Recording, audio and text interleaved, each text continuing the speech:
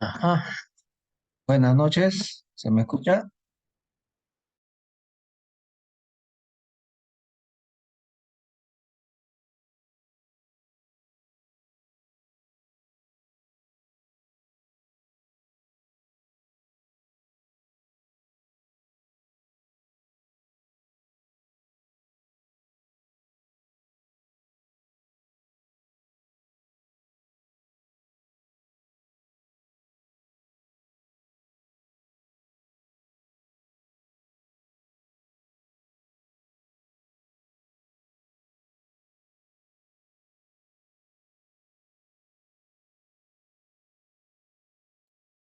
Magnolia, ¿estás ahí? iPhone de Pierina, su Honor RXY.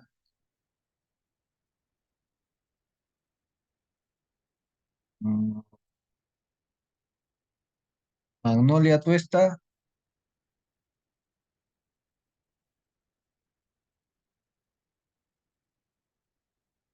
Magnolia, ¿estás?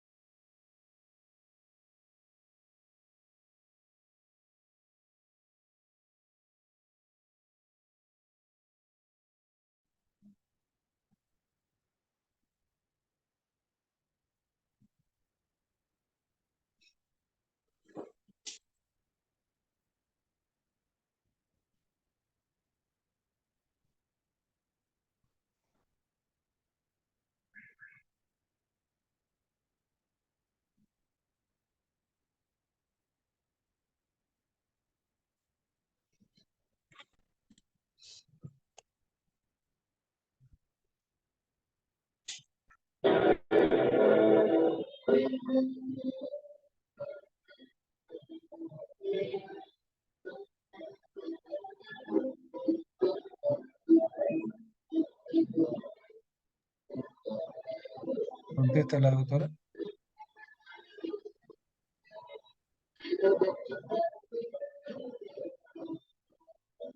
Hola, buenas noches. Magnolia, ¿cómo estás? Hola, doctor, ¿cómo está? Ok, te voy a dar compartir pantalla, ¿ya? Ya, está bien. Hay un Honor que está que pida. Magnolia, tú estás. Ok. Está de coanfitrión, así que podrías abrir tu presentación.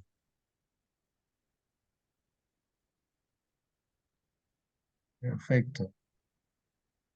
Precioso, precioso, precioso. ¿Mm? Son 8 de la noche, 8 y 2. Somos 11 personas. Eh, hay dos, dos webinars hoy día, así que creo que estamos. Eh, Como es habitual, nosotros, bueno, ahora nos estamos un poco adelantando por fiestas, pero estas charlas generalmente son fin de mes. Son las charlas de los rotantes del olor de Lima, con temas bien puntuales, ¿no? Eh, Le di este tema a Magnolia, no es un tema sencillo. eh,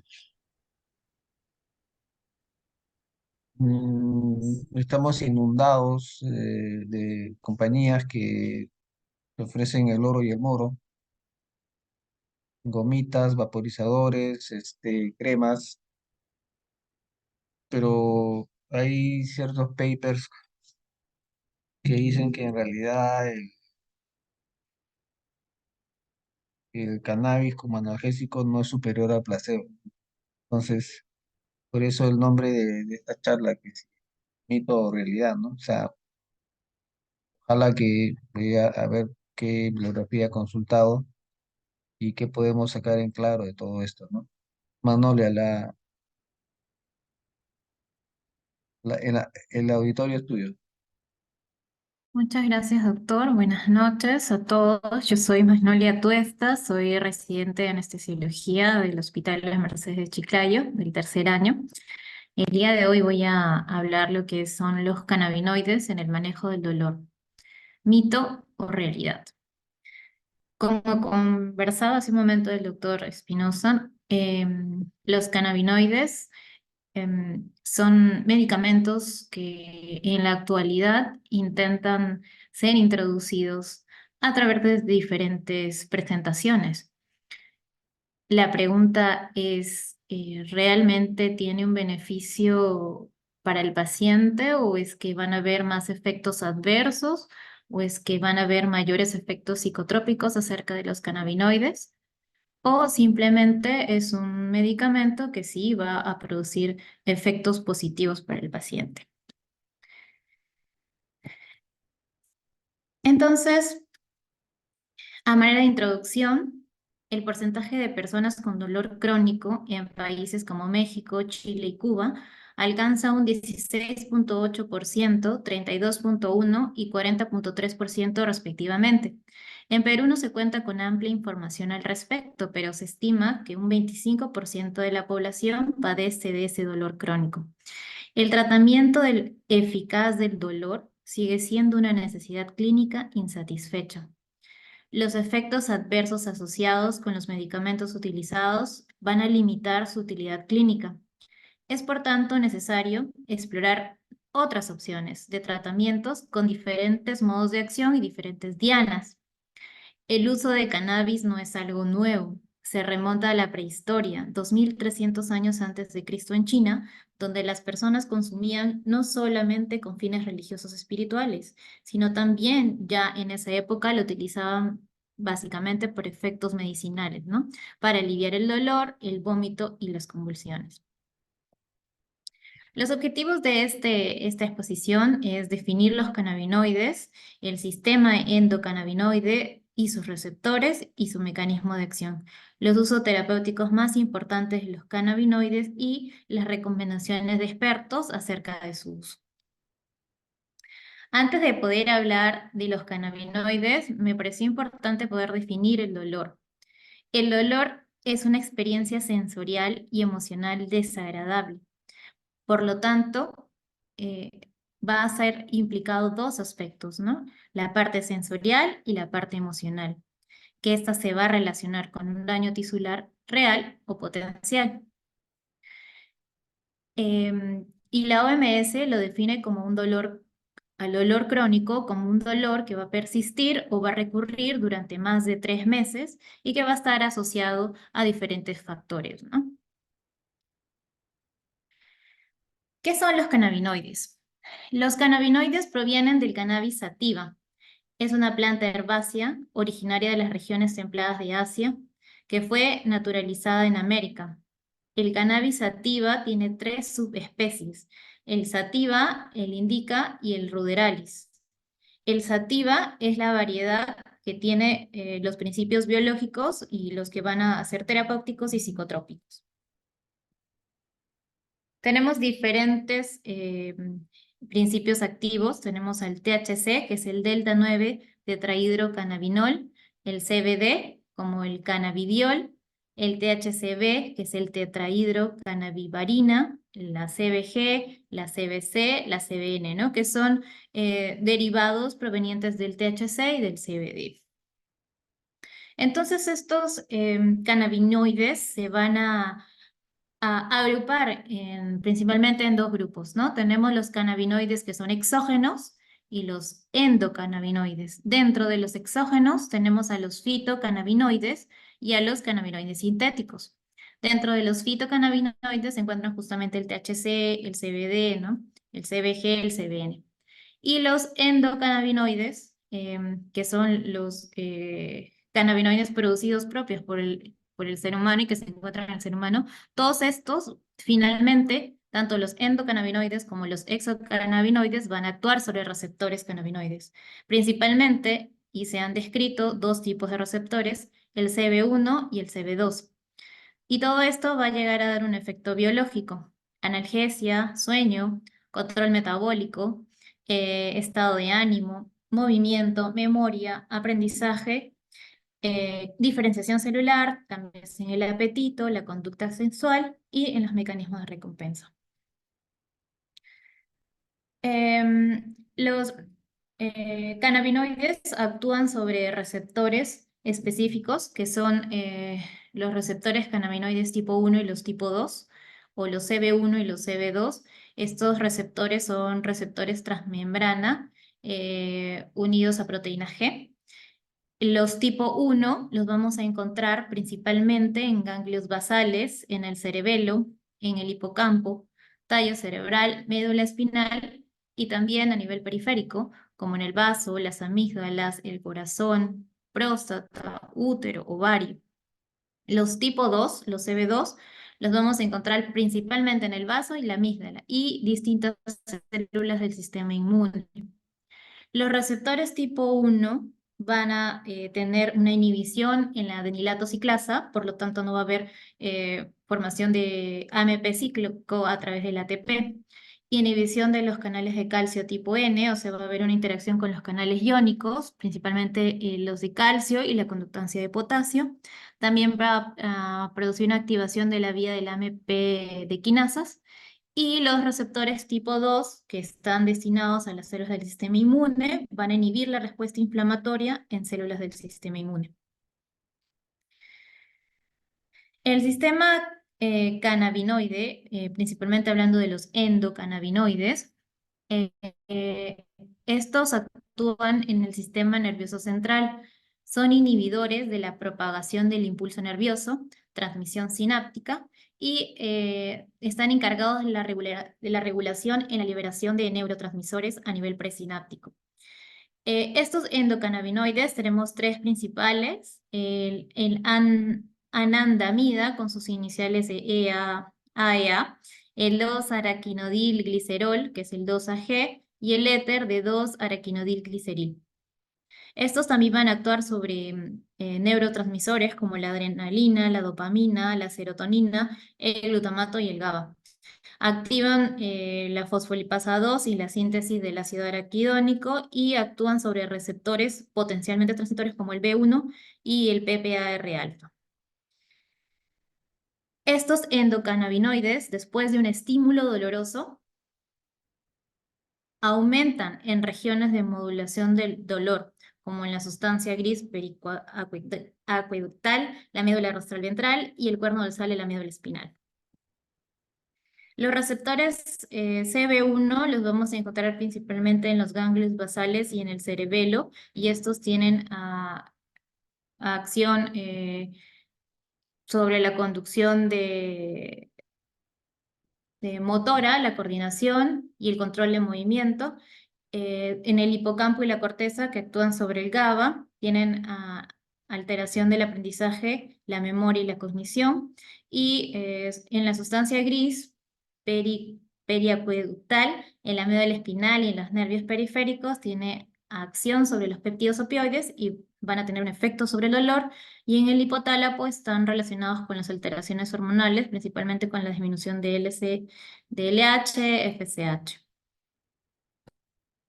Los receptores CB2, cuando se activan los nociceptores, activan la síntesis de los endocannabinoides y estos son liberados al espacio extracelular. Se unen a células del sistema inmune y a los queratinocitos. Esto va a provocar inhibición de las sustancias proinflamatorias y propio nociceptivas. La unión a estos queratinocitos aumenta la liberación de beta-endorfinas y estas se unen a una membrana del nociceptor, así contribuyendo a la disminución de la transmisión de la señal nociceptiva. Entonces tenemos digamos, el principal exocannabinoide, que es el THC, que es el delta 9 tetrahidrocannabinol. El THC puede unirse tanto a los receptores CB1 como a los receptores CB2. En los receptores CB2, la unión del THC se ha relacionado con procesos como muerte celular programada y apoptosis y a la generación de nuevas células. La actividad del THC en el cerebro está asociado con procesos relacionados como el aprendizaje, la memoria, el impulso, la regulación emocional, el sueño y el apetito. Tenemos diferentes presentaciones clínicas de los cannabinoides sintéticos. Estos pueden presentarse de forma de administración oral. Tenemos el canador, que es extracto del cannabis, su presentación está conformada por TCH2, TSH, que contiene 2,5 miligramos, y de CBD tiene 1,25 miligramos. El dronabinol, que contiene 2,5 miligramos de THC, la nabilona, que contiene 100 miligramos de CBD, el ácido julémico, que es un derivado del 9-THC, TCH, la administración en spray de la mucosa oral, el Savitex, que contiene 2,7 miligramos de THC y 2,5 miligramos de CBD. Hay una administración vaporizada y fumada y los extractos de cannabis natural que contienen un 4% de THC. Usos terapéuticos de los cannabinoides. La unión de los cannabinoides exógenos a sus receptores pueden iniciar funciones agonistas. Estas acciones se han empleado para el tratamiento de diferentes enfermedades. Los agonistas cannabinoides se han empleado con fines terapéuticos en múltiples indicaciones que pueden incluir tratamiento de náusea y vómito, en la anorexia, en el dolor, en la epilepsia, en glaucoma, alteraciones en movimiento, espasticidad, asma, insomnio y también como inmunosupresores. Pero, ¿qué dice acerca de la evidencia clínica, no? El nabiximol, que es un compuesto que tiene THC y CBD en una proporción 1:1, está autorizado para el tratamiento de la espasticidad en la esclerosis múltiple en 29 países.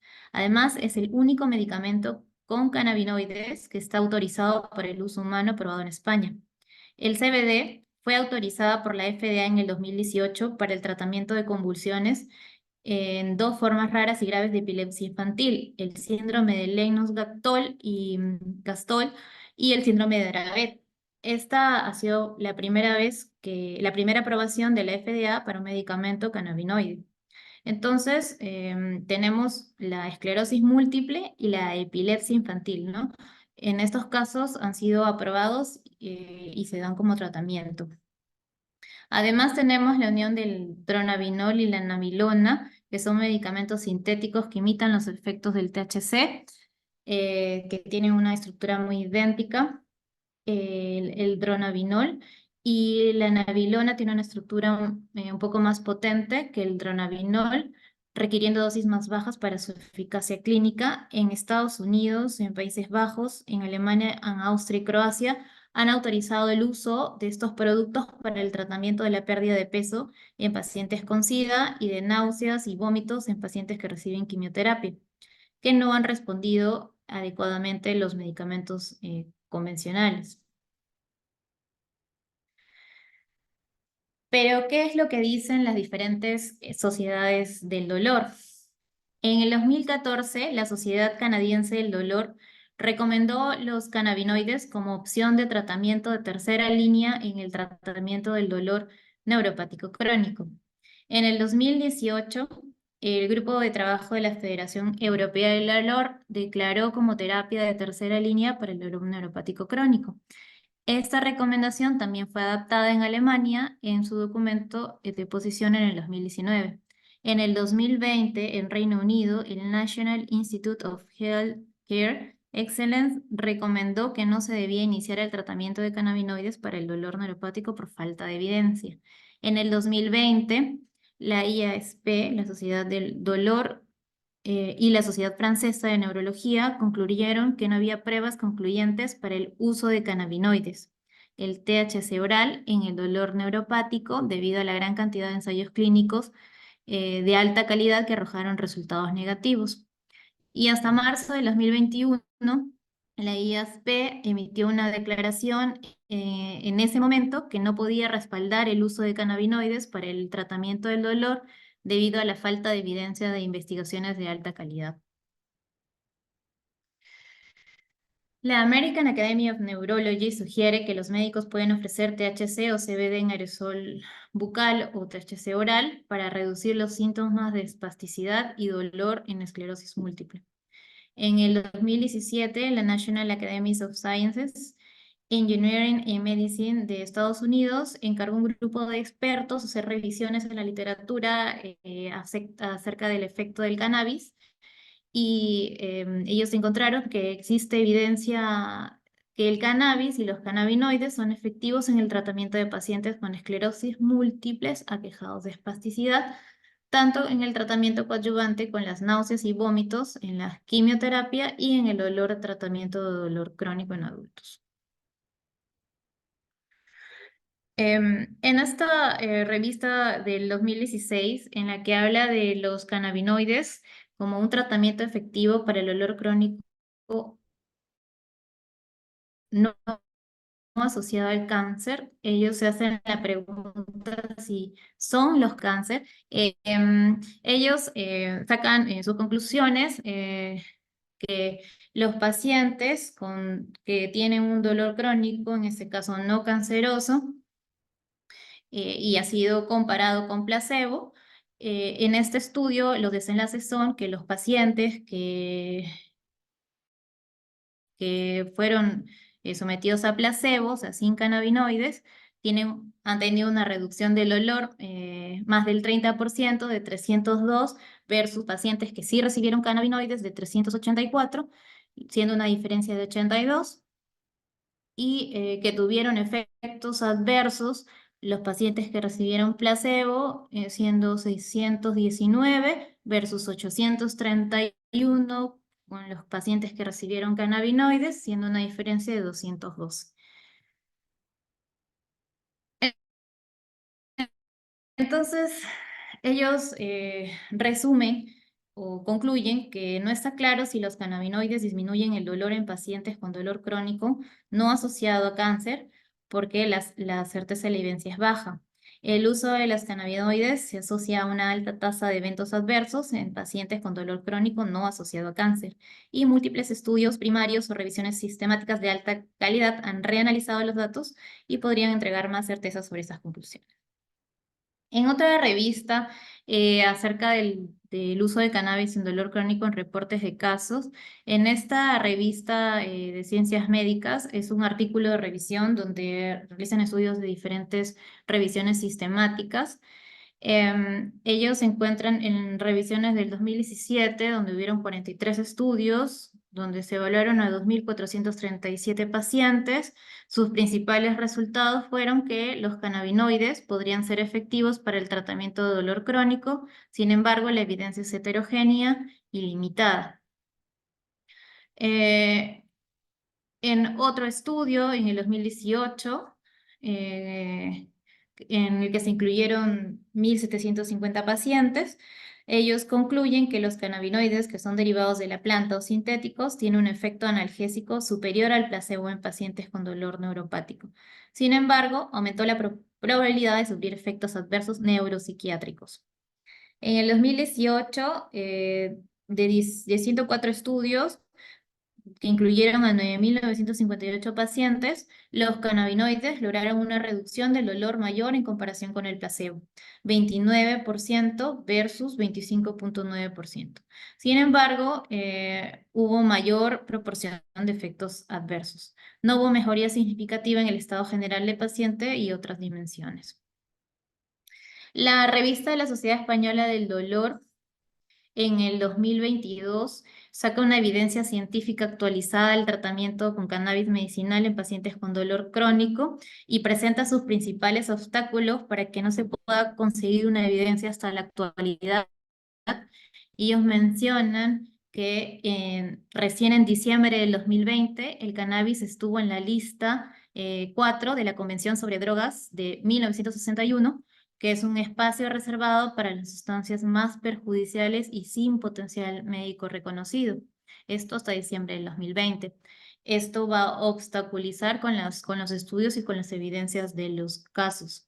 Además, en la planta del cannabis medicinal existen más de 450 sustancias activas medicinables, con posible interacción sinérgica entre ellas, por lo que sería un poco más difícil poder tener un estudio con tantas subespecies dentro de la misma planta cannabis.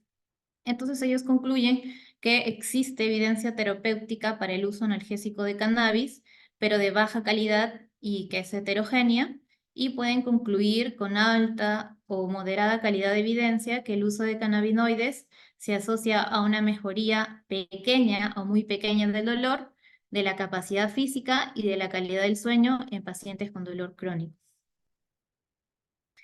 En otro estudio de los cannabinoides, eh, llamado Beneficio Clínico del Tratamiento con Cannabinoides para el Dolor Crónico No Oncológico, es una revista médica uruguaya publicada en 2023.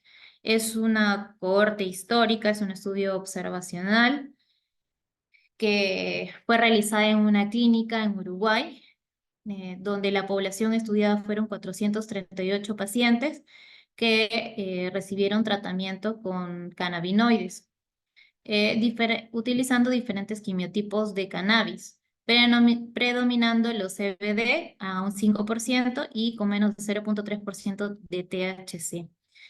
En este estudio acerca del dolor y el tratamiento con cannabis, es un estudio que lo realizaron en 6 meses. En este estudio realizaron diferentes intervenciones.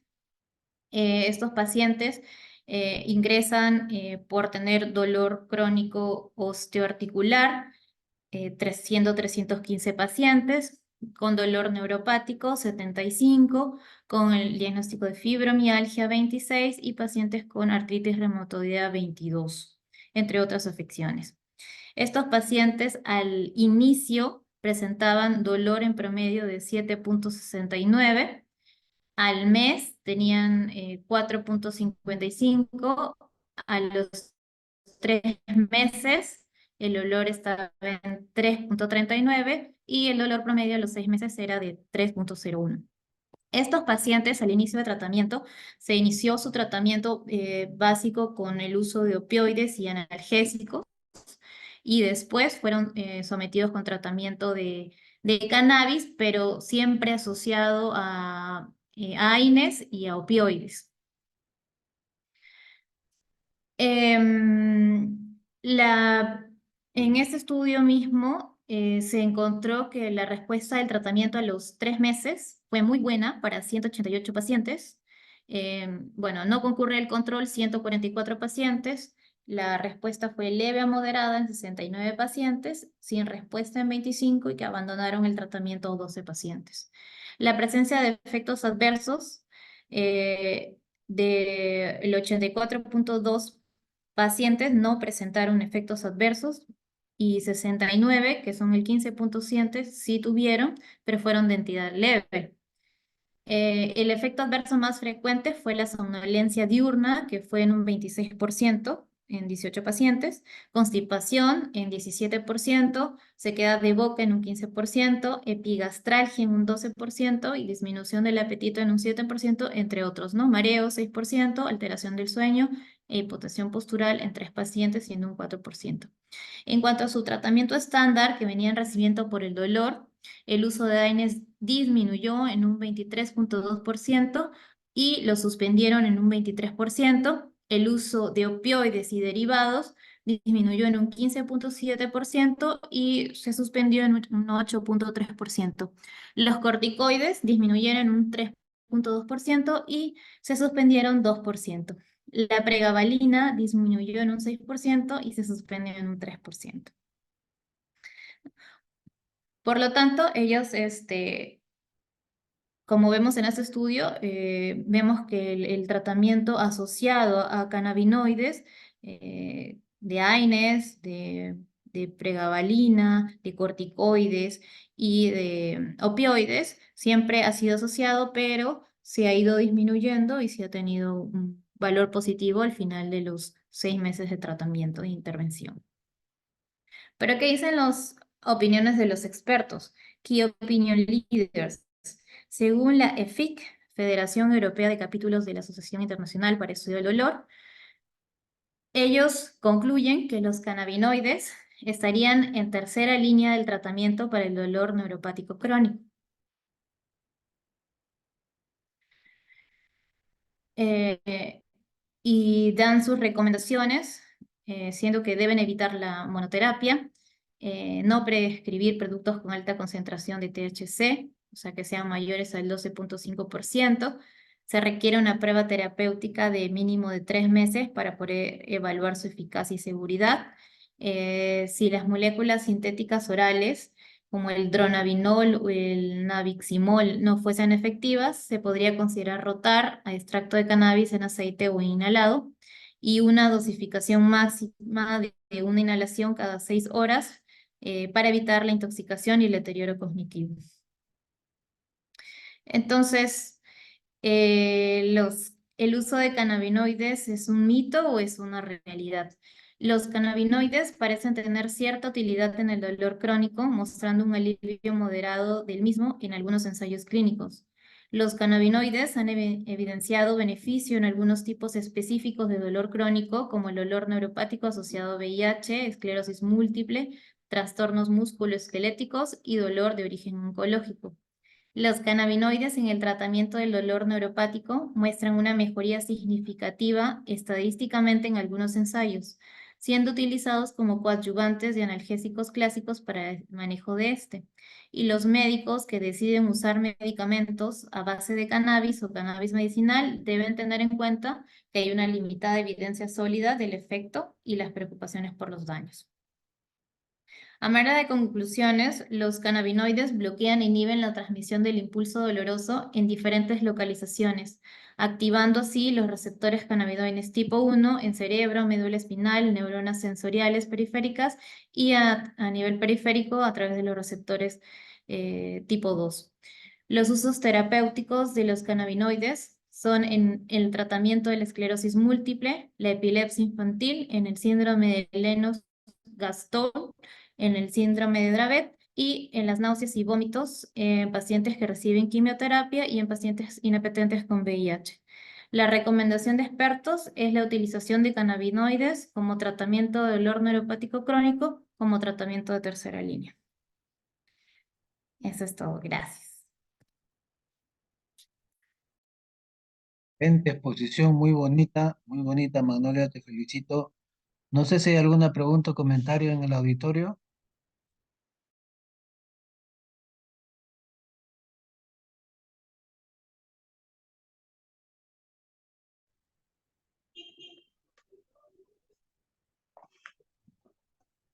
Doctor, buenas noches. Disculpe, ¿con qué porcentaje el médico empezaría el tratamiento del CBD? ¿En el dolor neuropático o en problema de náusea, en problema de cáncer? Mira, el CBD en teoría no es para dolor neuropático, ¿no? El que es para dolor neuropático es el THC. Sin embargo, ahí vemos algunas diapositivas donde han usado el CBD en dolor neuropático y aparentemente hay un alivio. Eh, mm, la verdad es que eh, el problema no es problema, ¿no? Sino que quien se va a meter a usar cannabinoides tiene que tener claro los porcentajes y esos porcentajes a cuántos miligramos del efecto del principio activo equivale, ¿no? O sea, Mm, cada empresa, un gotero es 28 gotas, es un ml, el otro es 30 gotas, y o sea, no hay una estandarización ahí, ¿no? Eh, nosotros estuvimos utilizando el producto de Chiron, y quien más usó aquí en la clínica fue la doctora Sinji Baja, me parece que es la que está preguntando, no sé, por su voz parece. Y me sorprendió mucho cuando ella dijo que en realidad no había encontrado eh, respuesta. una respuesta así afirmativa, ¿no? Que, que, que los cannabinoides quitaran el dolor, ¿no? Yo he tenido, digamos, no muchos pacientes, y solamente uno, recuerdo con claridad que era un dolor neuropático, le empezamos el CBD y THC, THC creo que era 14%, algo así, y le fue excelente, ¿no? Dejó el tramadol, el alprazolam, dejó todo, ¿no? THC. Sí, solo con THC y un Sí. poquito de CBD, ¿no? Yo era un paciente que yo CBD. quería hacer el bloqueo, ¿no? Ajá. Pero tuvo una calidad de vida Claro, sí. excelente. Él falleció un cirujano de tórax con de pulmón, fíjate.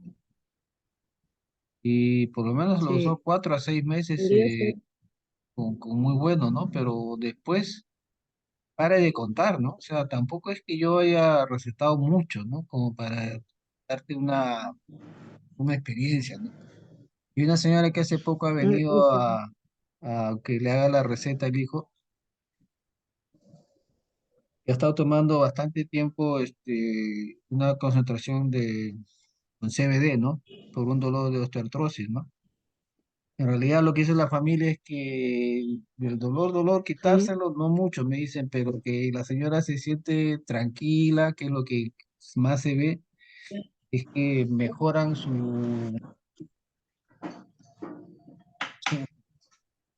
el ánimo, están menos estresados, duermen mejor, eh, las personas están más tranquilas.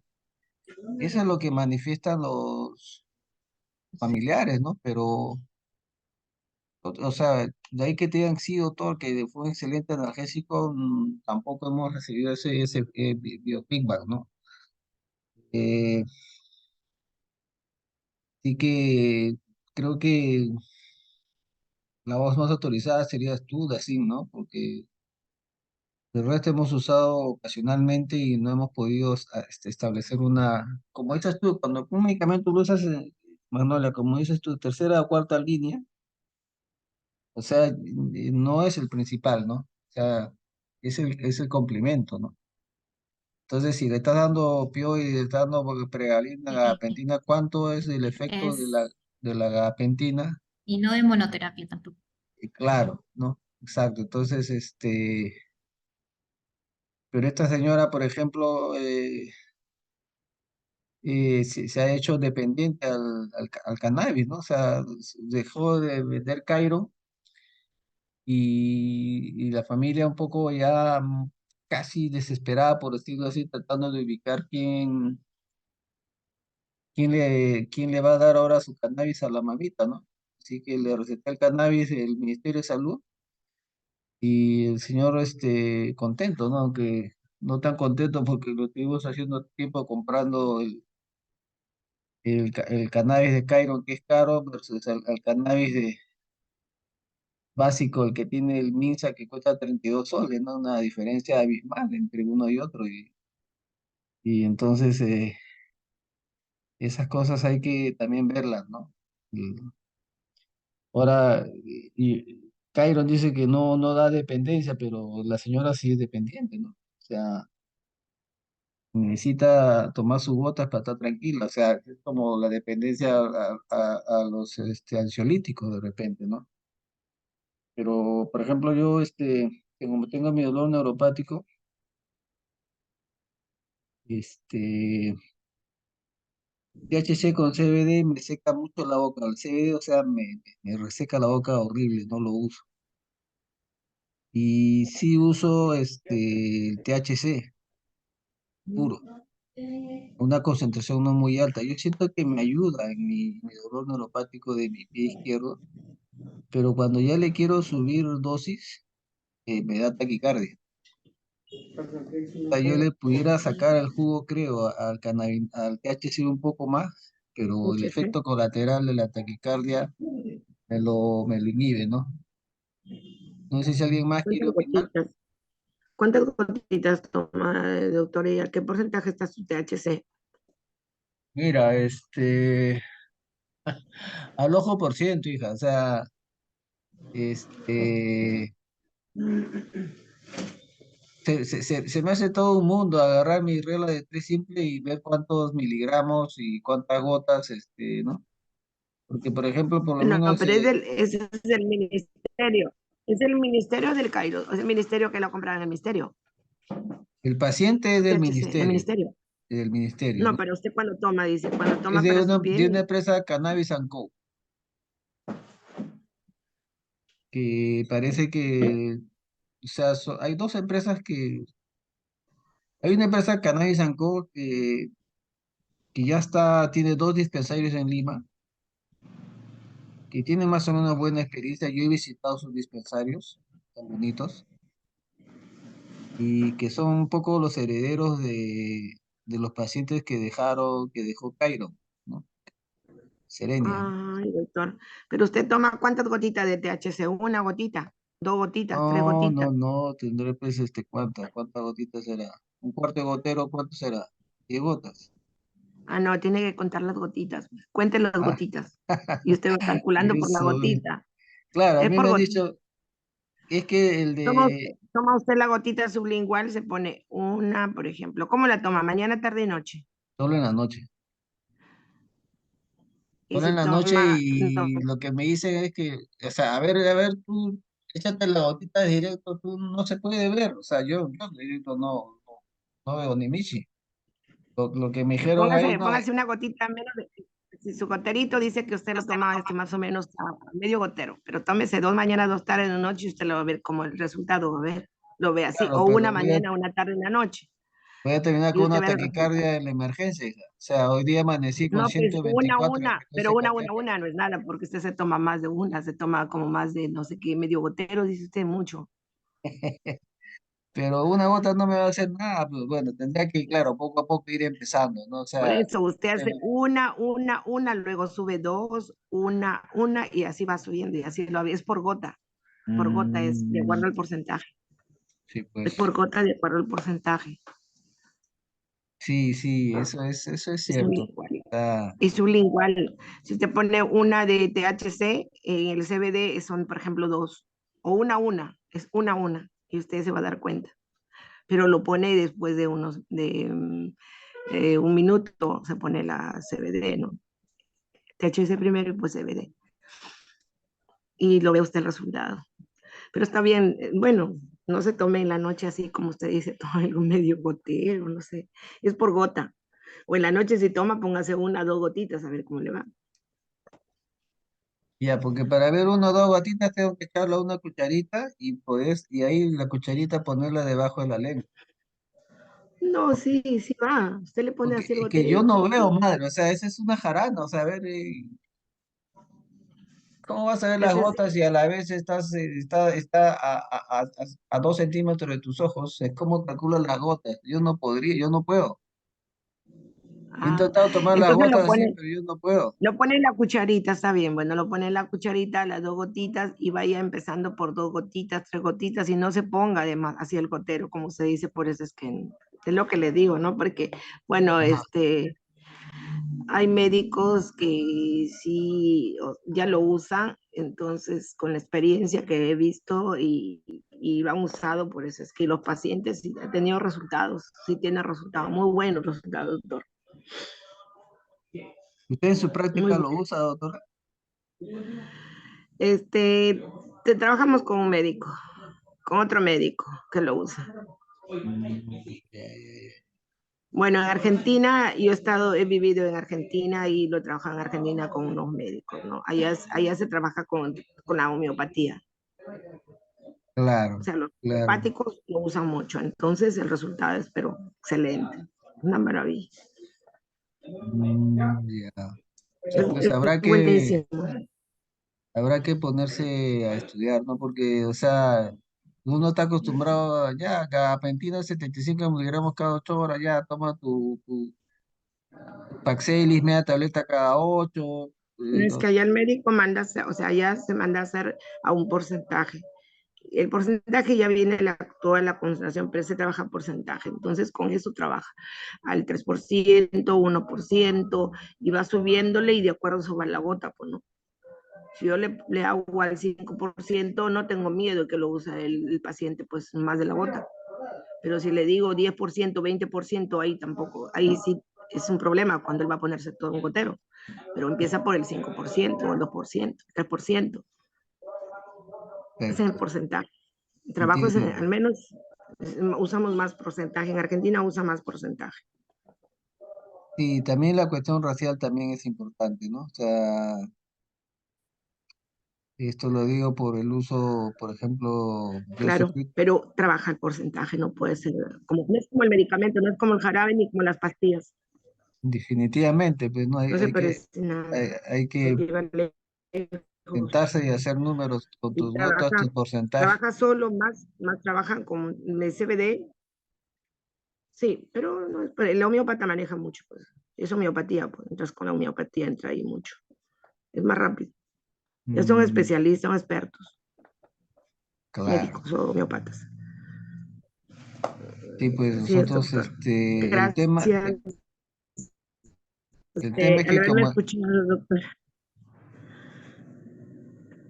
el tema es que como especialistas de dolor tenemos que estar actualizados y al menos si no lo usamos, tener algún médico de referencia que sí lo pueda acompañarnos. Entonces, nosotros como institución,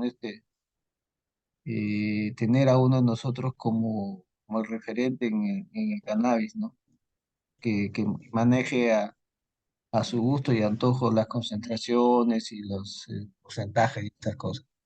Pero doctorita, muchas gracias por su intervención, realmente usted nos hace pisar tierra y no, pues no, o sea, a veces es la medicina basada en experiencia mejor que la medicina basada en evidencia. Magnolia, muchas gracias, excelente tu Gana. intervención, de verdad muy Gracias. No bonito, sé, guys. sí, doctor, Gracias. gracias también, doctor, por la intervenida. Gracias, Pues doctor. ahora pa- Bueno, entonces, disculpen, les habla médico Carlos Jara, médico canábico, ya trabajando hace un tiempo con cannabis. Me encuentro en Cusco y represento a lo que sería Cannavital, la clínica Cannavital de Lima. Entonces, a lo que se refieren ustedes es a lo que nosotros le llamamos titulación. En la titulación nosotros tenemos que buscar qué compuestos son los que van a servir. Cada organismo reacciona muy diferente, va a depender de cuántos receptores también hay en ese organismo. Entonces no es que damos de frente una dosis inicial y con esta dosis vas a lograr algo, va a depender mucho. A veces es suficiente solo una gota o a veces tienes que dar más de 15, 30 gotas. Entonces, para eso es lo de la titulación que se hace en una semana más o menos para buscar los efectos adecuados del compuesto. Dependiendo, puedes usar la planta completa, todos los compuestos, puedes usar solo CBD con terpenos, puedes usar CBD, va a depender también de los ratios o proporciones que le llamamos. Entonces, la interacción del CBD con el THC y con los otros compuestos más adicionales que pueda tener. Entonces es muy dependiente de cada persona y cada persona puede servirle diferentes compuestos. Entonces, eh, eso se hace de acuerdo, está excediendo con el THC y mencionó que también usa un porcentaje alto. Entonces, lo que usted necesita es usar un ratio Sí, equilibrado o una proporción equilibrada o tal vez cambiar solo al CBD o otros compuestos. el 5% tiene que usar. Empezar por el 5%, Son ¿no, tres, doctor? son tres. O esto es menos. O puede ser menos también, 2,5. Puede empezar Exacto, por lo mientras mejor, más mejor, menos para ir efectos adversos hay, pero mientras por más eso, para eso. es. Va viendo, pues se va viendo. El mismo paciente es un médico de uno mismo, pues él va sintiendo y él va poniendo sus gotas. ¿Y ustedes cada cuántos Puede días ser cambian adecuado. el número de gotas? La primera semana se da, a ver, el primer día le hacemos un ajuste, le damos la primera dosis, son mínima dosis. Al tercer día se hace un reajuste de 3 a 5 gotas y al sexto día también le haces otro reajuste y ya vas viendo los horarios, más o menos para qué está necesitando también. ¿Tu experiencia en dolor les ha servido realmente? Sí, Sí, sí, tenemos varios hemos resultado. pacientes directamente a mi casa. Sí, el Y no es resultado que es les va a bajar el excelente. dolor a cero, ¿no? Digamos, de la escala de dolor, tú sientes un dolor de 8, te va a bajar a un 5, un 3. No es que te baja a cero, pero sí te baja en gran medida y te ayuda bastante. Y más para no depender de otros fármacos, que en el caso de mi papá lo empezaron a bombardear con fármacos y ya estábamos empezando a tener otros efectos adversos, más para quitar esos efectos adversos de los fármacos convencionales.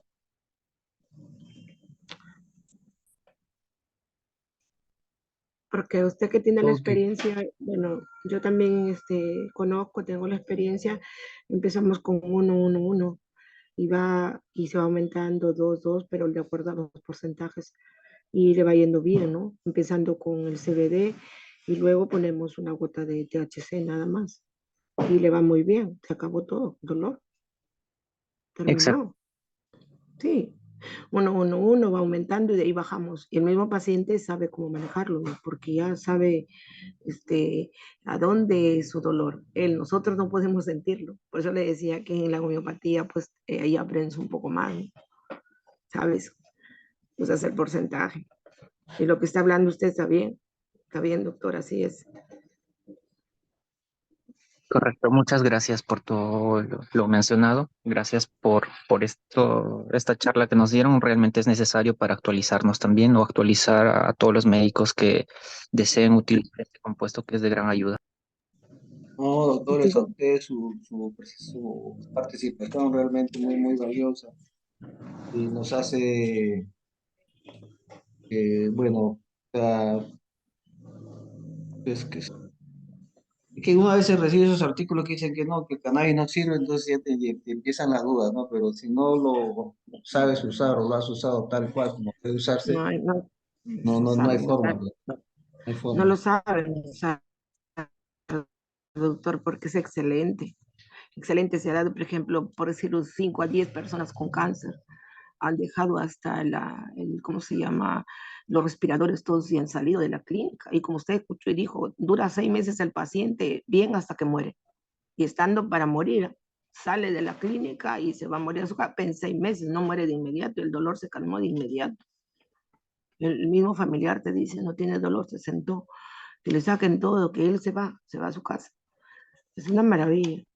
El doctor Es una Altamora, que es un referente acá, habló de un receptor del CBG que es antitumoral, ¿no? Que reduce el tamaño del tumor, ¿no? Esto lo decía como un dato anecdótico, ¿no? Porque quizás nadie en cáncer no solo quita el dolor, sino de repente actúa a otros niveles, pero ya eso es harina de otro costal, ¿no?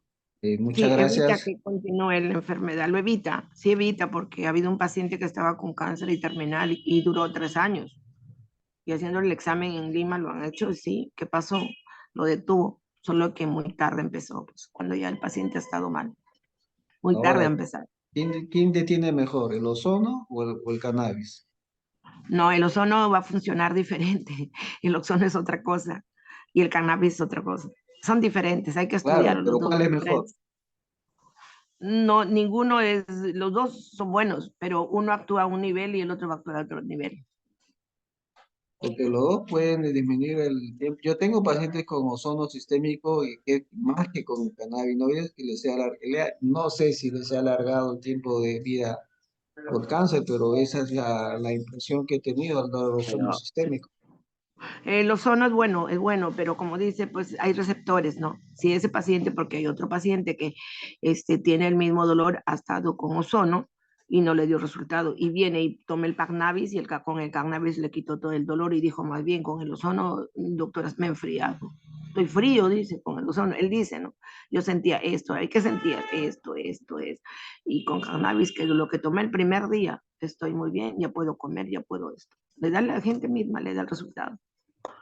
Pero Correcto. por los receptores, ¿me entiende? Son los receptores, son los que tenemos muchísimos Ok. a nivel de los organismos infinitos, nuestro sistema inmunitario, nervioso, qué sé yo.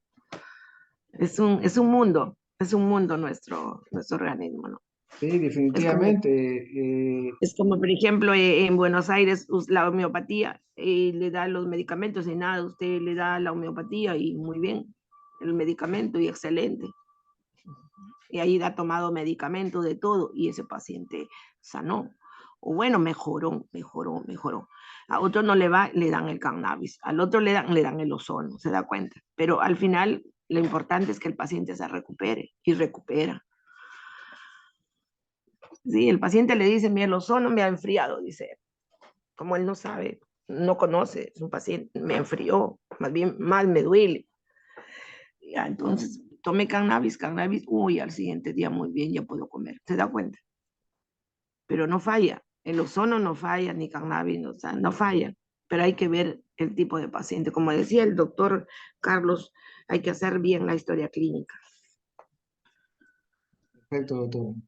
Sí, Muchas gracias a todos por su presencia y por su participación.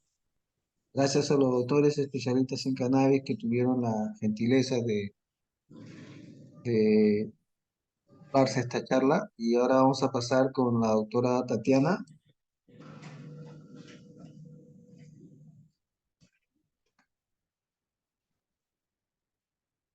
Doctor, buenas noches. ¿Ya puedo compartir mi pantalla o todavía? Ya. Espérate un segundito. Está bien, doctor.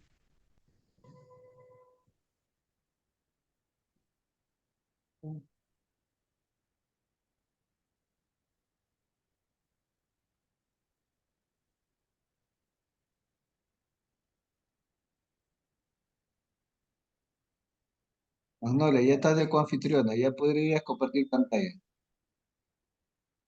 Hola, digo Tatiana.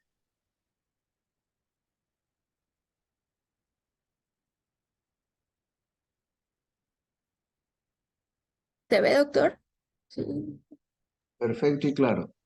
Muy bien, doctor. Bueno, buenas noches con todos los presentes. A mí me ha tocado manejo del olor perineal. Bueno, como Magnolia ya definió el dolor, vamos a basarnos netamente en el dolor perineal. El perineo es el área localizada entre el ano y el escroto en los hombres y entre el ano y la vagina en las mujeres.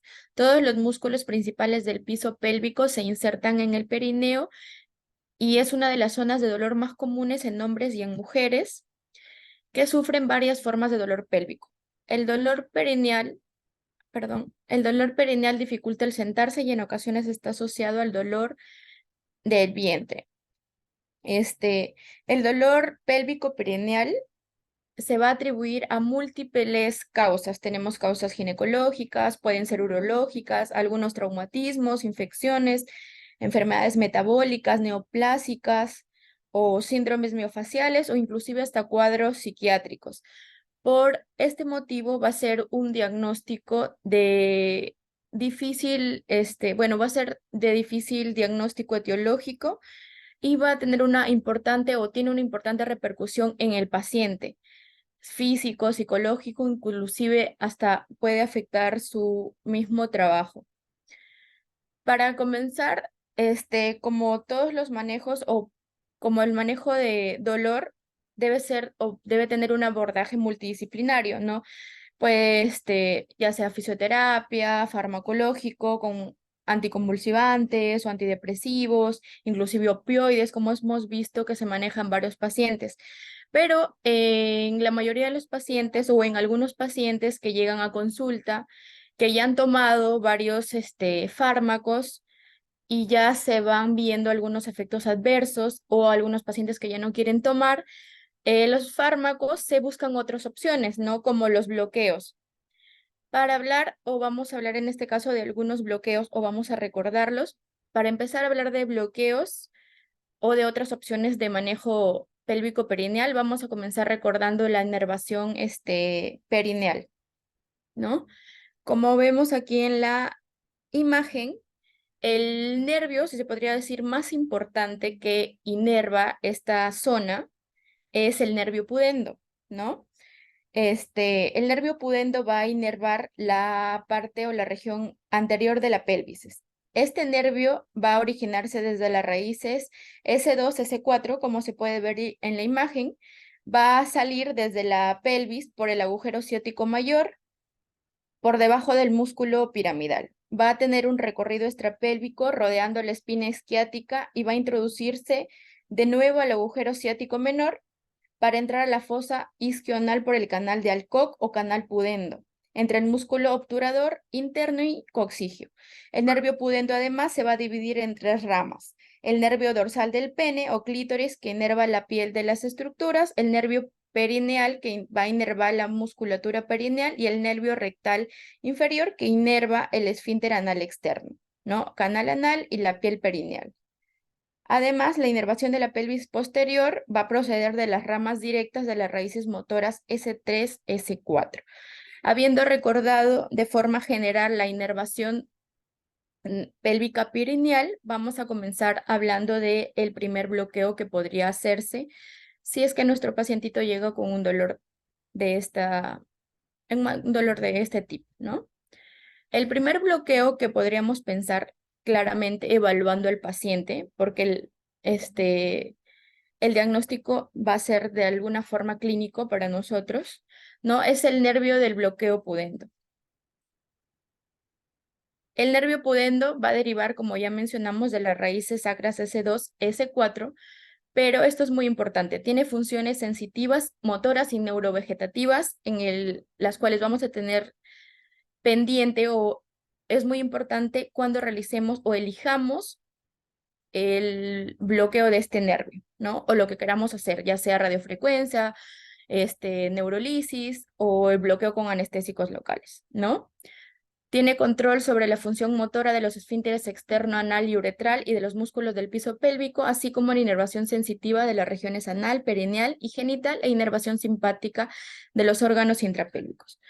¿En qué patologías o cuáles son las indicaciones de este bloqueo del nervio pudendo? Son, bueno, para analgesia en procedimientos obstétricos, analgesia tras una cirugía ginecológica, rectal o urológica y para tratamiento netamente del dolor perineal crónico, ¿no?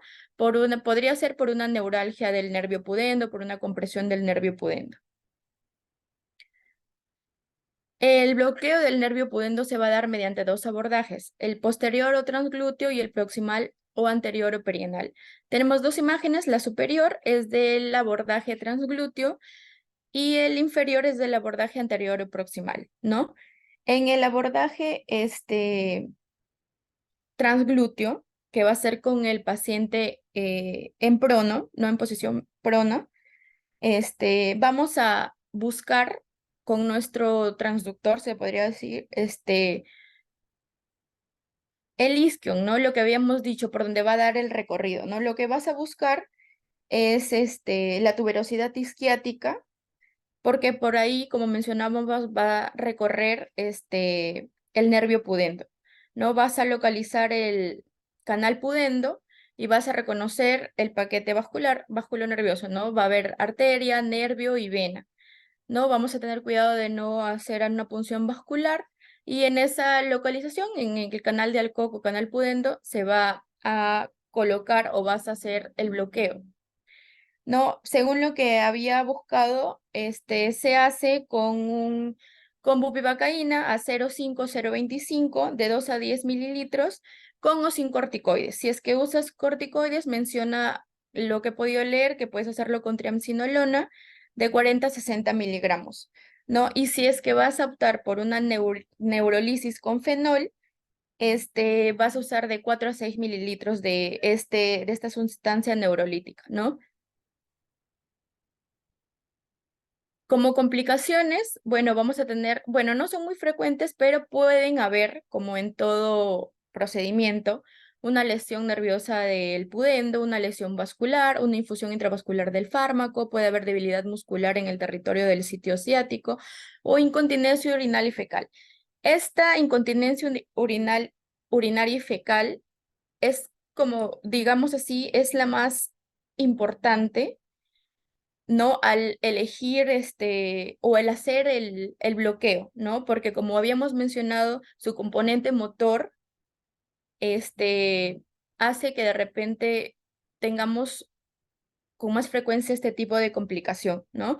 Menciona también que inclusive el acceso guiado por ecografía es el más recomendado porque te va a permitir identificar otras estructuras además de la espina isquiática, ¿no? Que como habíamos mencionado es lo que tenemos que localizar, para llegar a hacer o llegar a localizar el nervio pudendo, porque te va a permitir además localizar los ligamentos sacroespinoso y sacrotuberoso, ya que atraviesa por ahí el ligamento y la misma arteria pudenda, ¿no? Con tu Doppler.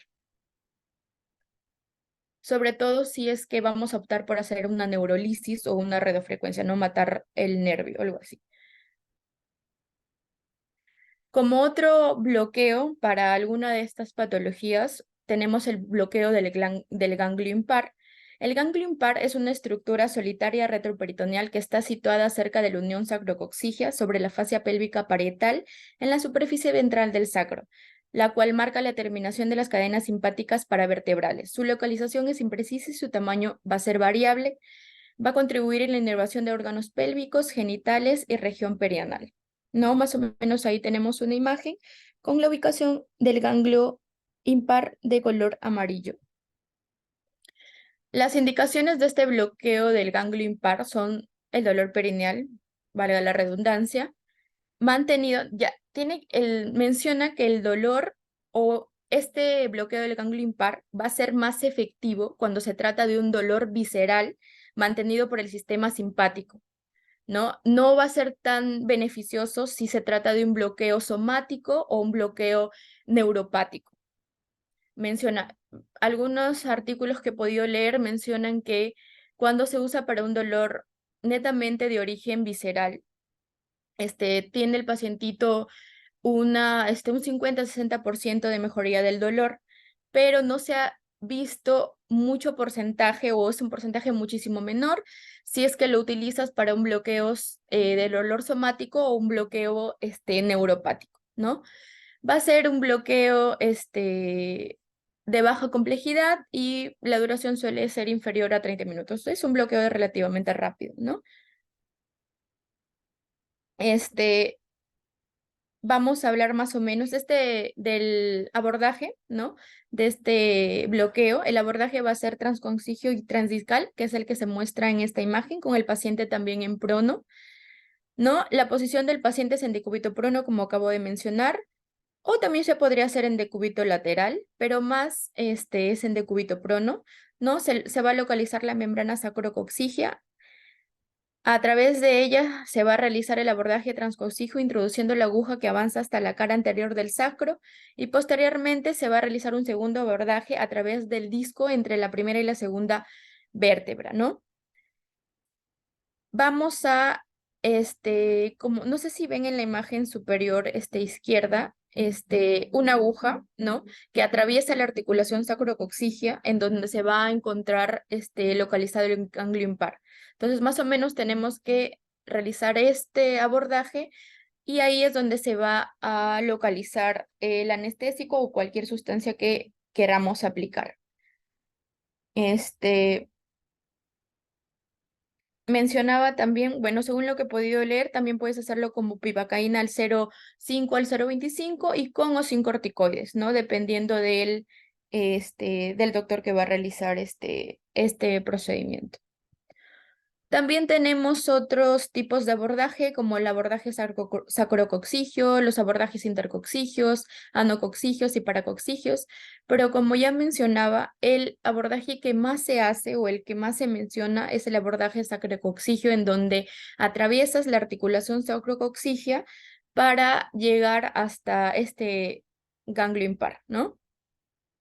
Como complicaciones tenemos la perforación del recto, una inyección epidural, la inyección intradeperiostro o intravascular y bueno, que esta sustancia se inyecta también a los forámenes sacros, ¿no?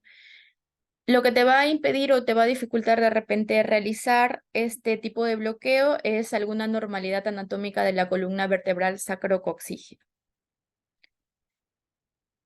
También tenemos otro tipo de bloqueo, que es el bloqueo del nervio dorsal del pene, he visto algunos pacientitos en este mes en la clínica del dolor, he visto 2 casitos de la enfermedad de Peyroné, en los cuales se le ha realizado, tienen dolor básicamente a nivel escrotal, y se les ha realizado este tipo de bloqueo, ¿no? El pene se encuentra inervado, como ya habíamos mencionado, por el nervio pudendo, se va a dividir en los nervios dorsales derecho e izquierdo que pasan por debajo de la sínfisis pubis y viajan debajo de la fascia de Buck. Esta fascia de Buck va a ser importante porque vamos a tener que atravesarla para realizar este bloqueo, ¿no?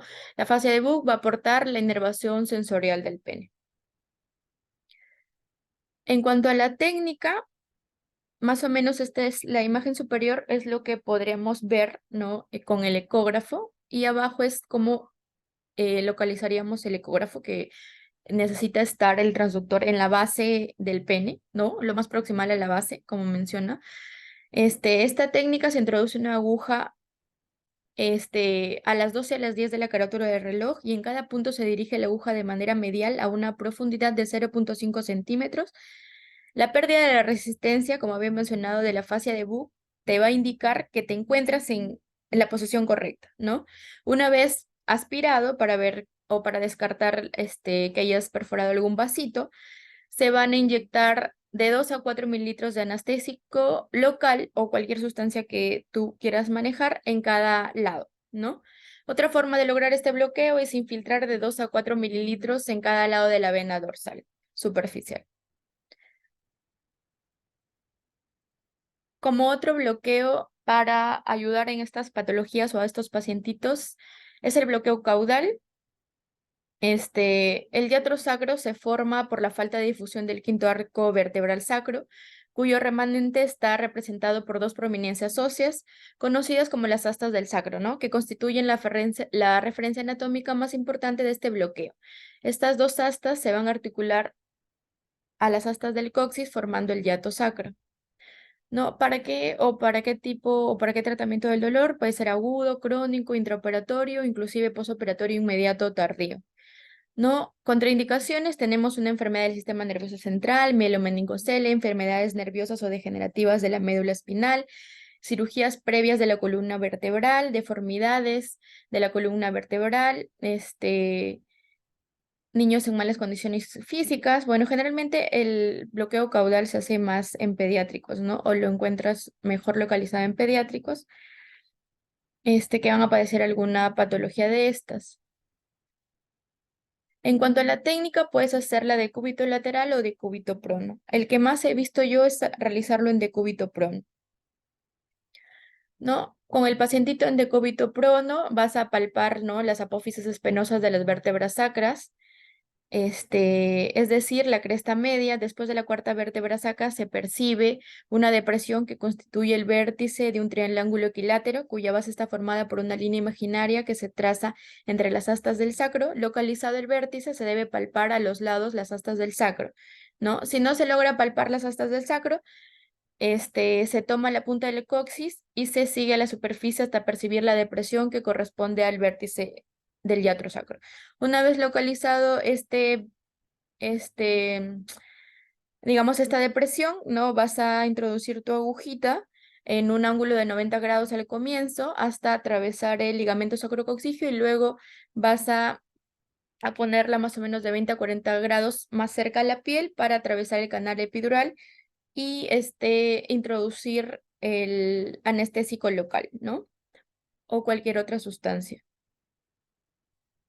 Aquí hay más o menos una imagen o una guía ecográfica de lo que podemos ver, o la imagen que debemos localizar para realizar este abordaje, ¿no? Como complicaciones tenemos la penetración en el espacio suparanoideo por punción de la dura madre, punción vascular, una inyección intraósea, hipotensión, infección localizada en el sitio de la punción generalizada, paro cardíaco que se presenta en los casos de toxicidad sistémica, formación de hematoma epidural o absceso epidural, una aracnoiditis o una falla del bloqueo. No, eso es todo en cuanto a la exposición, pero me había olvidado, como les mencioné al comienzo de la exposición, nosotros vamos a hacer como que evaluamos el paciente, ¿no? Vamos a ver la clínica del paciente para más o menos diferenciar o ver qué tipo de bloqueo o qué patología. Me había olvidado de mencionarles que, por ejemplo, si el pacientito o si debe tener alguna de repente compresión o alguna patología que involucre o esté cerca del ganglio impar o sacrocoxígeo, el paciente viene con un dolor tipo quemazón, localizado en la región perineal, ¿no? Y está frecuentemente asociado con una urgencia miccional. A diferencia de repente de un pacientito con una neuralgia del trigémino, perdón, de los nervios pudendos o un atrapamiento de este nervio, que el pacientito les va a mencionar que el dolor perineal aumenta en posición sentada y mejora cuando el pacientito está de pie, ¿no? Eso era lo que me había olvidado de mencionar. Y además en el bloqueo del nervio pudendo menciona que más o menos, algunas literaturas mencionan que puedes usar de 4 a 6 mililitros de bupivacaína isobarical 0,5-0,25, como había mencionado, y otras mencionan de 7 a 10 mililitros, ¿no? Acompañado de o no de algún corticoide. Eso es todo, doctor. Doctora, de frente al grano, como a mí me gusta, realmente eh, eres una de las pocos residentes que han abordado el tema, digamos, y no le han dado muchas vueltas a la parte teórica y has hecho la presentación de los bloqueos, ¿no? Muchas veces los colegas residentes hablaban de la fisiología, fisiopatología, etcétera, etcétera, pero al momento del abordaje no presentaban ningún bloqueo, no tuvo al contrario, de frente ha sido al grano, ¿no? Que es nuestro quehacer diario, ¿no? O sea, como algólogos eh, hacemos los diagnósticos con nuestras agujas y ya después vendrán los procedimientos terapéuticos tal cual, ¿no? Ahora, una pregunta, con respecto al pudendo, hay dos sitios, tengo entendido, o sea, uno es en el isquio y el otro es en la espina isquiática, donde puedes agarrarlo al nervio pudendo. No, doctor, en realidad creo que me he equivocado al mencionarlo de repente por la rapidez. No, tienes que buscar la espina isquiática. Como había mencionado al hacer el recorrido del nervio pudendo, ¿no? El nervio pudendo va a tener esa trayectoria, ¿no? Se va a desplazar bajo el músculo elevador del ano a lo largo de la tuberosidad de la espina isquiática. Entonces, más o menos eso es lo que tenemos que buscar para encontrar o el canal de Alcock, ¿no? Que es lo que se va a formar al final, ¿no? Ok. Y bueno, me has asustado un poquito porque yo te confieso, los primeros pudendos que hice, con 5 mililitros presentaron adormecimiento en los pies. Quiere decir de que parte de mi cantidad anestésico local se fue al ciático. O sea, el nervio ciático está muy cerca al pudendo, sobre todo cuando se le agarra a través de la espina isquiática. Canal de Alcott es un poco más seguro, creo, cuando yo no hago canal de Alcott. En realidad yo aprendí a hacer el pudendos, y cuando hago radiofrecuencia pudiendo, más me gusta hacerlo con arco en C que con guía ecográfica mismo, ¿no? Porque pues, existe la técnica, con arco. Ah, hoy día hice un pudendo y por suerte se vio clarita la pulsación de las arterias al final de la espina isquiática, ¿no? Y le puse en ambos lados 5 centímetros, en ambos glúteos, y realmente dije, Víctor, ¿por qué has puesto tanto? Ahorita se le va a adormecer las piernas. Pero, oh maravilla, no se le adormecieron las piernas, o sea, sí estuve realmente, y tuvo una disminución del dolor, ¿no? Lo complementamos con un bloqueo caudal, porque la caudal, pensando en su fibrosis post-laminectomía, ¿no? Parecía que fuera una neuralgia pudiendo secundaria a un síndrome post-laminectomía, ¿no? O sea, esos nervios están siendo atrapados, pero sus raíces el nervio pudendo viene de L5, S1, S2, creo, ¿no? Ujú. S2, S2. Entonces, debe haber un grado de fibrosis en L5 y esa fibrosis le aprieta los nerviositos, las raíces o los axones que van al perine y configura lo que sería una neuralgia del pudendo, que es lo que a mí me impresionaría, ¿no? Yo pienso que sería muy mala suerte que tuviera dolor postquirúrgico de columna y aparte una neuralgia de pudendo, ¿no? Aunque así la han catalogado, pero no se me cocina mucho eso. Eh, Realmente poner fenol en el pudendo requiere mucha maestría, ¿no? O sea, no creo que cualquiera lo pueda hacer. Yo no me atrevería a hacerlo, ¿no?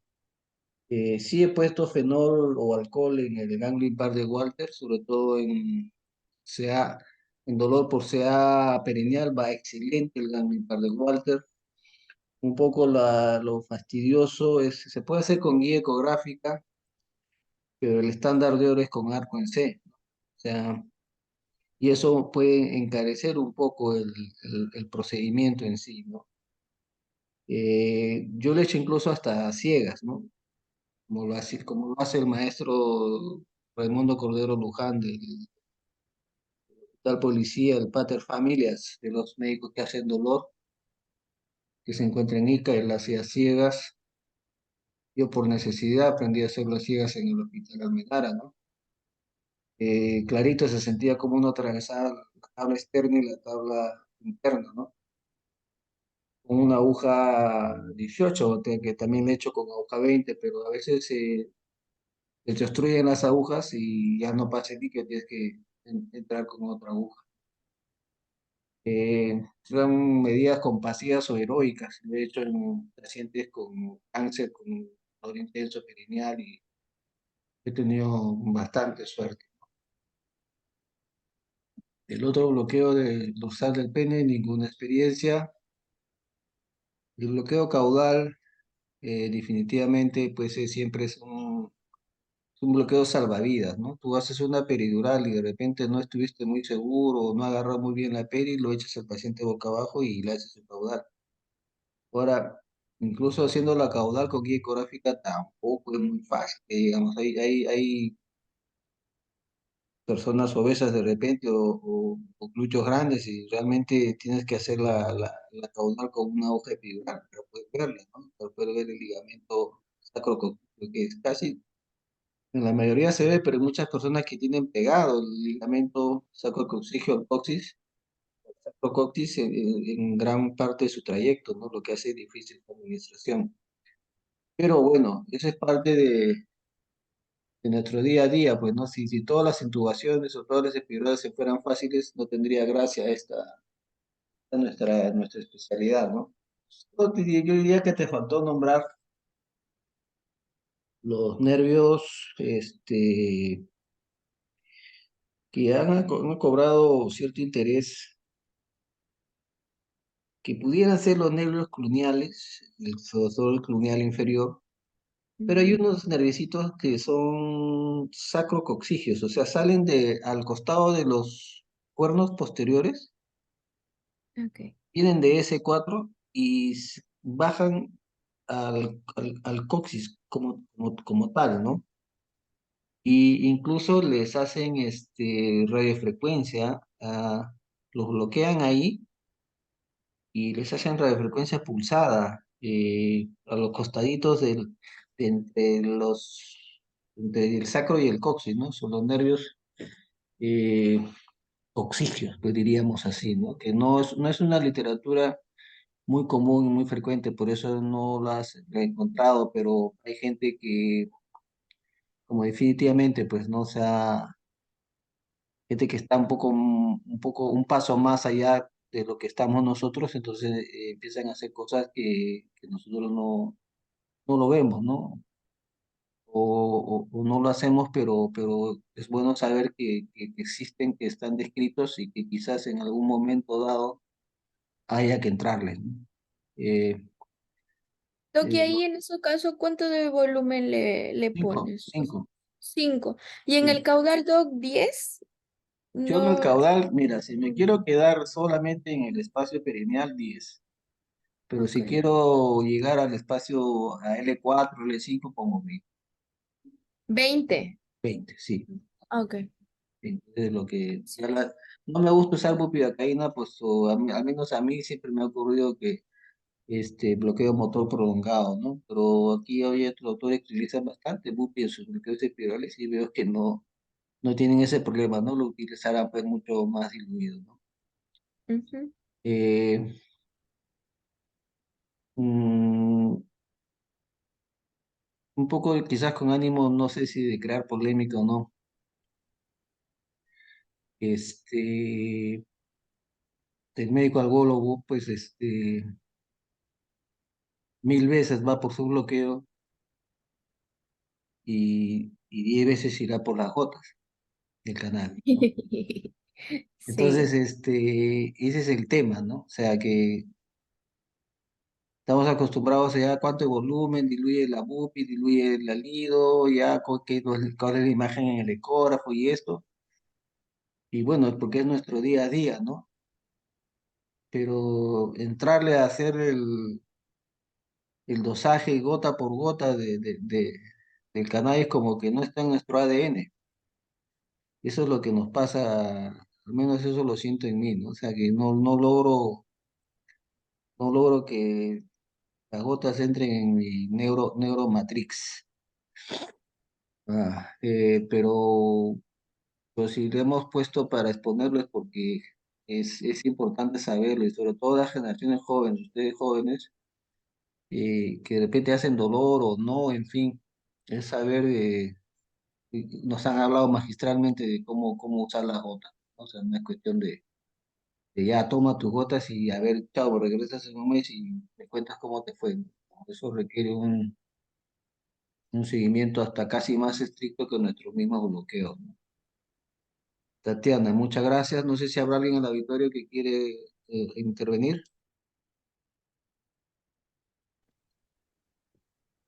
Hola, Doc. Hola, Doc. Sí, hola, hola. ¿quién primero?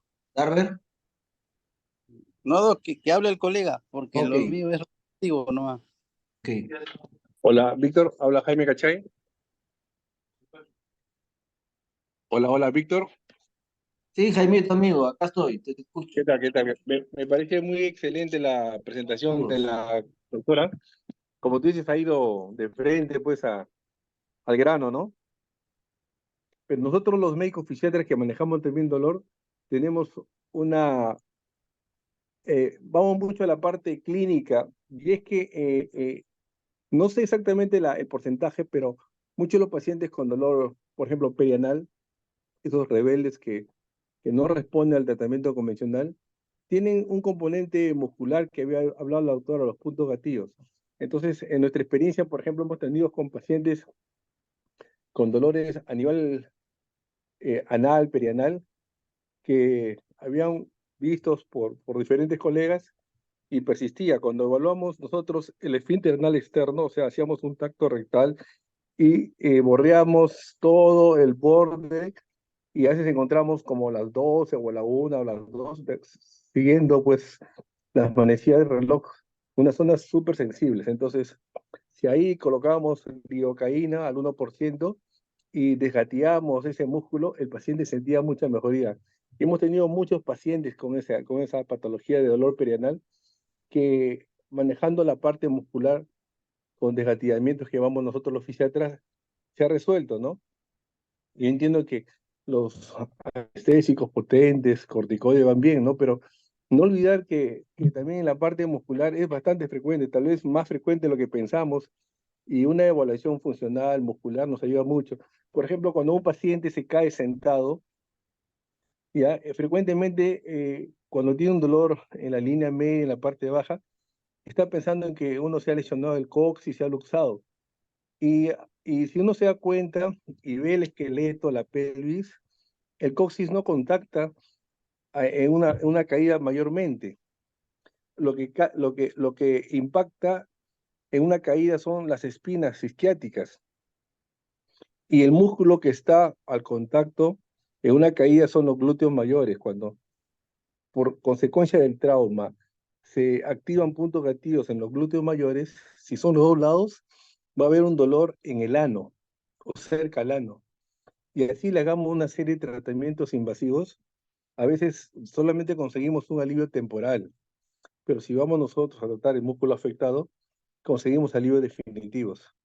Otro caso que recuerdo mucho fue el caso de un paciente que le reclamaba a un colega que le había operado mal la hemorroides y que le había dejado un dolor peor que antes. Y entonces, bueno, le recriminó de mala manera. Yo estaba conversando con él y dijo, sí, te voy a denunciar. Bueno, la clásica, ¿no? Entonces, y yo le digo, ¿qué ha pasado? No, que mira, le he pasado, le hemos operado la hemorroides y este paciente, pues, está bien, no tiene hemorroides, pero pues es psiquiátrico, me dice que le está generando dolor. Entonces, yo le digo, pues no sería mal, ya con la experiencia que tengo de la parte muscular, sí, dale una transferencia para medicina física y lo evaluamos. Y cuando lo evaluamos, le encontramos que tenía puntos gatillo en los autores mayores. Cuando a un paciente le operan de hemorroides, paciente varón, le ponen una liposucción de litotomía, ¿no? Se le ponen acostado con las piernas separadas. A veces son posiciones que a una persona que no hace actividad física y una persona mayor puede generar distensiones y luego contracturas musculares. Y esos puntos gatillos de los autores mayores reflejan a la región perianal, inclusive perianal profunda. Entonces, si nosotros tratamos la parte muscular, evaluamos en buscando estos puntos gatillos en músculos autores y los desgatillamos, los bloqueamos. Bueno, también si encontramos fenómenos de sensibilización cementerio espinal, hacemos bloqueos paraespinosos, e inclusive también podemos complementar con lo que tú mencionabas del bloqueo caudal, conseguimos mejorías definitivas, ¿no? Entonces, el aporte es eso, ¿no? O sea, no dejar de lado lo que es tan frecuente. Siempre vemos que en pacientes con determinada patología y hayan hecho estudios de dolor crónico. En unidades de terapia de dolor crónico, más del 80-90% de los pacientes presentan dolores musculares asociados, que inclusive a veces exacerban más el dolor original, ¿no? Y entonces, eso que también tenemos que tener presente. Ese era el aporte, estimado Víctor. Listo, muchas gracias.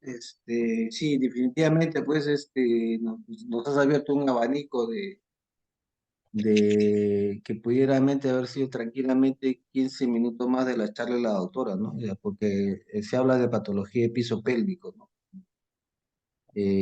Como un ente aparte dentro de lo que es dolor, del manejo de dolor perineal, pero interesante como tú hablas de gatillamiento, ¿no? Esta paciente que te comento que dice los bloqueos, de los, eh, de los pudendos, como yo no la tenía muy clara al principio, justo estaba la doctora de rehabilitación, atendiendo hoy día, así que la evaluó también y le encontró gatillos, bastante gatillos en el glúteo izquierdo, que es el glúteo, que es el lado que le duele, ¿no? Y también le encontró gatillos en el cuadrado lumbar de ese lado, ¿no? Entonces se cumple un poco lo que tú estás diciendo, pues, ¿no? Yo sí he visto, yo sí creo, yo sí he visto pacientes con problemas del glúteo mayor y que se van dolores al dolor del perineo, ¿no? Entonces es frecuente ver eso, una cocigodina y resulta que hay contractura de los glúteos, ¿no? Eso es definitivo y muchas gracias por tu aporte. Carolcito, ¿algo querías conversar? Doc, era digamos, un comentario un poquito reflexivo y un poquito también, la verdad que hace un rato como que me exasperé escuchando a los colegas hablando del cannabis y se desvirtuó bastante el tema, ¿no? O sea, el tema es un mito o realidad y queda claro que para dolor no es. Entonces, eso primero, o sea, dejar claro a los colegas que cannabis no es opción para el dolor. O sea, y si lo es, se tiene que ver en estudios. Lo que debe quedarnos a nosotros como residentes de anestesia es el hecho de que la medicina, pues, avanza porque los estudios te dicen qué es lo que tienes que hacer, ¿no? O sea, uno puede haber visto 10 pacientes, 20 pacientes, 100 pacientes a los que le ha ido bien. Bueno, el siguiente paso es publicarlo para que esa opinión que tenemos los demás cambie. Entonces, si bien es cierto, el cannabis no es un fármaco al que yo lo consideraría tremendamente peligroso, como poner mucho fenol o cosas así, este, es necesario que modulemos el actuar en razón digamos, a las guías, a lo que se viene haciendo, pues, ¿no? Porque si no, imagínate, yo voy a hacer una cosa y usted va a hacer otra cosa y al final, en temas tan controversiales como ese, no te queda claro qué funciona, bueno, porque yo le pongo más sal, usted le pone más aceite y el otro le pone más harina y al final no se sabe cuál es. Digámoslo en términos sencillos, la fisiopatología del dolor es tan grande, tan compleja, que sería extraño que solamente bloqueando receptores cannabinoides le ganes al dolor. O sea, tiene demasiados mecanismos, demasiadas rutas y tiene que ser cubierta hasta con un tema de manejo emocional, evitar estresantes. Es demasiado complejo pensar que el dolor se puede manejar solo con gotas de cannabis y esa es la idea que sentimos de pelear. Quisiera que nos quede claro, ¿no? O sea, la medicina tiene que avanzar a razón de eso, bueno, y la doctora presentó bonito, ¿no? Te decía, aquí agarraron 1900 pacientes y vieron que no, aquí cogieron 1700 pacientes y vieron que sí, entonces eso creo que es a lo que deberíamos apuntar. Insisto, este no es un comentario así como para pelear o meter más leña al fuego, ¿no? Simplemente dejar claro que quizás se desvirtuó bastante el tema y el tema era ese, bueno. Y en este último, de repente hacer pequeño aporte, que ambos, el dolor del nervio pudendo y el dolor del cluneal, dan la peculiaridad que dan un dolor ahí, ¿no? Pero algo que era como un tip en el que yo recordaba, cuando es el nervio pudendo, uno se sienta sobre un asiento blando y te duele, porque se comprime el canal de Alco, pero en el de cluneal inferior te sientas sobre un asiento duro y te duele. Entonces eso es como una manera un poquito rápida de decir cuál es cuál, ¿no? A cuál estás enfrentando. Claro que hay más, ¿no? Incluso seguramente hablaron de eso de los criterios de Nantes, ¿no? Pero yo no estuve en esa parte de la presentación. Eso nomás, doc, eso era. Buenas noches. El doctor Darwin Carvajal es un médico, ya no es residente, médico acá de la casa, que ahorita está haciendo su especialidad en dolor en Panamá. Entonces, es una voz que ya hay que escucharla y que con cierta consideración y respeto, ¿no? Porque el hacer un fellow no es fácil, ¿no? Entonces él debe estar hablando desde lo que le están enseñando ya, aprendiendo. Sigue así, Rosito, y muchas gracias por tu colaboración. Eh, Gracias a todos, a los que están de acuerdo también, a los que no están también, de eso se trata, estas discusiones. Gracias, Jaimito, por tu iluminación en la parte muscular del piso pélvico, a la doctora Socorrito y al doctor que habló de todos nuestros respetos, tienen su práctica, su experiencia. Yo, Darwin, soy más de medicina basada en experiencia que medicina basada en evidencia. Sí, Pero sí, sí. sí, No sí, sí. yo no lo hacía para molestar a nadie. O sea, les digo que eh, el, la intención es esa, ¿no? O sea, empecemos un poquito a hablar con sentido. Eso era, nada más. Perfecto. No molestarlos. Buenas noches. Está bien, de eso se trata. Y sí, muy buenas presentaciones ambas. Tatiana, Magnolia, muchas gracias. Y los espero mañana. Mañana tenemos una tercera charla con la doctora Pierina, del Hospital Loaiza. Gracias a todos y hasta la próxima. Hasta mañana, quiero decir. Hasta luego. Hasta luego con todos.